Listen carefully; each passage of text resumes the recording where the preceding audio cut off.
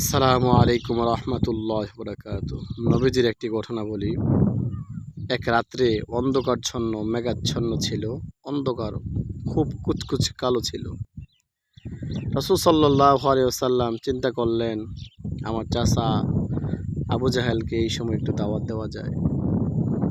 তো অন্ধকার কুচকুচে বের হয়ে গেলে রিমঝিম বৃষ্টি পড়তে আছে।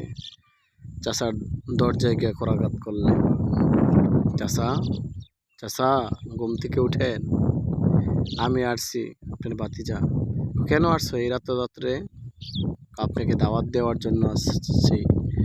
কালিমা। চাচা একবার বলেন, লা ইলাহা ইল্লাল্লাহু মুহাম্মাদুর রাসূলুল্লাহ। চাচা, আপনার যত জিম্মাদারি আছে, জান্নাতে যাওয়ার যত ব্যবস্থা আছে আমি করে দেব। চাচা একবার কালিমাটা পড়েন। চাচা দৌড় করে নবীকে তাড়িয়ে দিল।